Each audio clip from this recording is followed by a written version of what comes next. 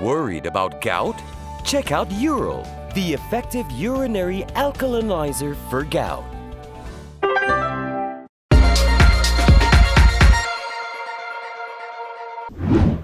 Good evening, I'm Prasad and this is KiniNews.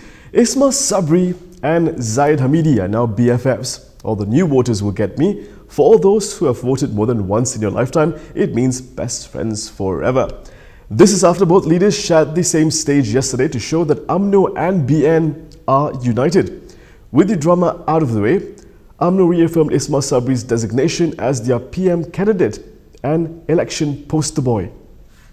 Almost all of the 191 Umno divisions have passed a motion to support Ismail Sabri Yaakob as Prime Minister.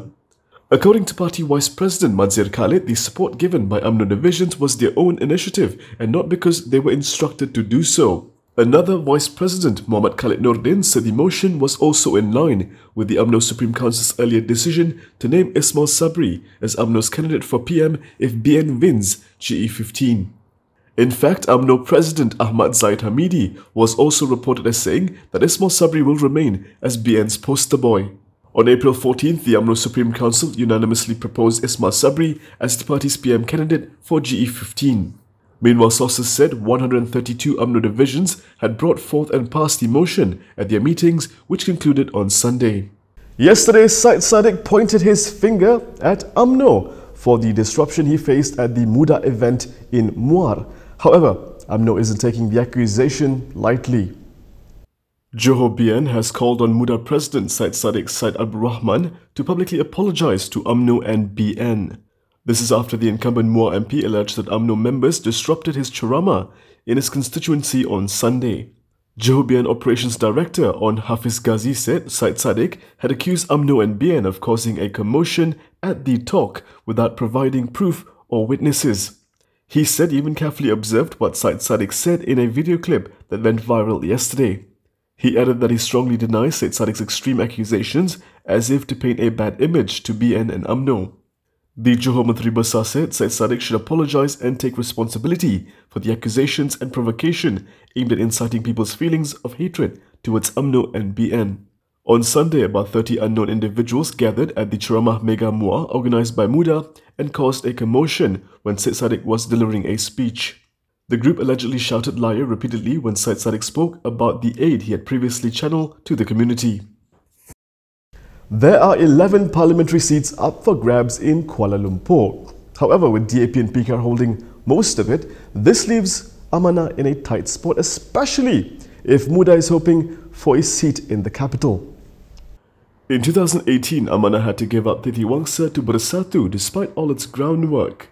Fast forward to today, another challenger has emerged to vie for Titiwangsa under Harapan's umbrella, the youth party Muda. The Malaysian Insight reported on Sunday that Mudah's Federal Territories chapter was indeed eyeing the seat and even had a potential candidate lined up, Siti Rahayu Baharin.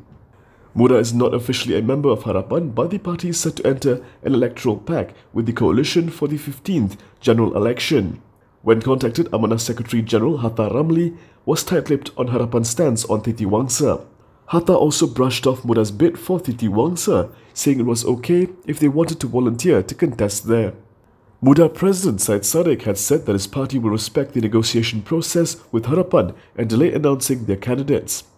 Hatta was previously considered to be Amanah's candidate for Titiwangsa in 2018. When the party surrendered the seat to Bersatu, Hatta reportedly tried to resign as Amanah's Federal Territories chief. Ultimately, he was fielded in Lumut Perak, where he won with a slim majority. This is not the first time Amanah and Muda are targeting the same seat. In the Johor state election, the Puteri Wangsa seat, previously contested by Bersatu, was initially allocated to Amanah. The non-Malay majority seat is considered a sure win for the opposition. However, negotiations prior to nomination day saw Amanah relinquishing the seat to Muda, which the latter won. So while Muda and Amanah wonder where they can stand, Anwar Ibrahim pretty much already knows where he will be standing, and it looks like Port Dickson can say goodbye to Anwar. Tambun and 2 other Klang Valley seats have been shortlisted by Anwar Ibrahim to contest in GE15. Speaking to Malaysia Kini, Pakatan Harapan sources said Anwar is seriously considering contesting in Tambun. However, they said a final decision has not been made as of last night. One source said even Anwar has not said anything on the matter. But that could change as Pakatan Harapan is pushing him to make an announcement at the Harapan Convention in Ipoh this Thursday. Another source said it is highly possible that the PKR president will put his name on the ballot in Tambun. The sources declined to say which two Klang Valley seats are also being considered. There is speculation that Gombak is on the list, although Selangor Harapan chief Amiruddin Shari has said that a new face would contest the seat currently held by Azmin Ali. The coalition led by Malaysia's oldest politician is planning to pull young voters in GE15. This is going to be interesting. Gerakan Tanah Air will be focusing on convincing young and new voters on the current political situation ahead of the 15th general election. Its founding chairperson, Dr. Mahathir Mohamad, said this was because young voters may not be used to the situation and therefore needed clarification on it. Speaking at a Pejuang and GTA event in Langkawi today, Mahathir said his coalition will try to convince them that his party will fight for the original struggle of Bersatu.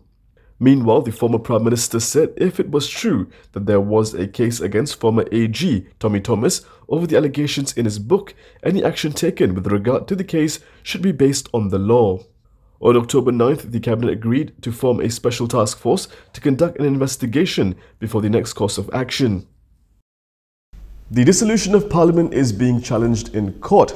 However, Ismail Sabri has defended his move to call for elections.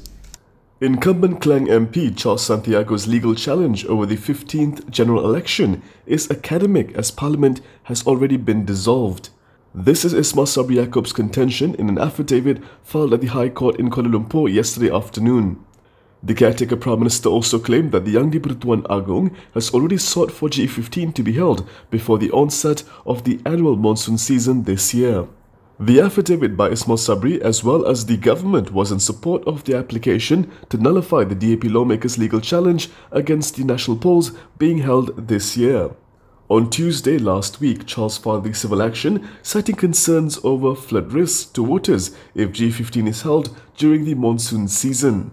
Then a few days later, around midday last Friday, the three defendants, Ismail Sabri, the government and the Election Commission, entered appearance in the lawsuit in order to respond to it.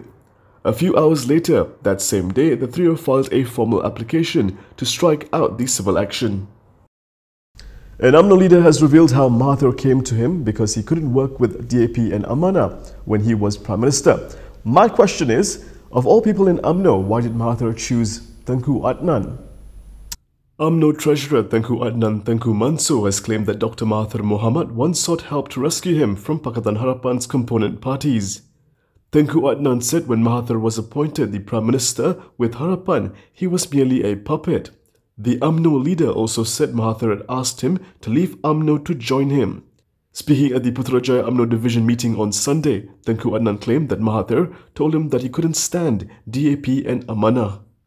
However, Tengku Adnan said he refused to leave Umno as he did not want to betray the party. He further alleged that the mess created by Harapan's 22-month rule is seen until today. Tengku Adnan urged the Umno grassroots to continue championing the Malay race, religion and the country to ensure Umno and BN secure a victory in GE15. Before we leave you today, we have a segment sponsored by the National Recovery Council. Financial hardship and labour shortages have come to the fore since the pandemic, and this has severely impacted the local micro, small and medium enterprises, MSMEs. The National Recovery Council is currently proposing a special greening policy by sidestepping bureaucracy to solve the major labour shortage issues. We have a shortage of workforce more than 1.5 million in town. So last year I did present a paper to the MPM. We hope that the government can come up, give a blanket approval to whoever needs workforce. The government immediately can, whoever apply, they can give blanket approval for 50% of whatever application, reduce to it become a one-stop centers, reduce all the bureaucracy, process, application, interview, whatever. automatic approve. Whatever you submit in application, you should approve 50% first. Let them bring in some workforce so that they can operate their business and start their business to recover fast. Besides that, Dr. Michael Kang also stressed that extending the moratorium is able to help businesses curb the cash flow issues. My proposal to the MPM that since we locked down 2 years, we should give it a 1 whole year grace period. Should not have any legal action taken against all those facing financial difficulty. You know, like rental, like loan, or like the suppliers, vendors, the cash, all those payments. We should have allowed the 1 whole year grace period for SME to start doing their business, to find their way, to have peace of mind to do business, so that they can pay back whatever debt they have. He urged that all recommendations be acted upon immediately in order to put the nation back on the right track of economic recovery. And that is all from me today. For more stories, you can go to KiniTV.com. You can also follow us on Instagram, Twitter, YouTube and Facebook for the latest news updates. If you'd like to support independent media, do consider subscribing to MalaysiaKini.com. I'm Prasad. Thank you for watching.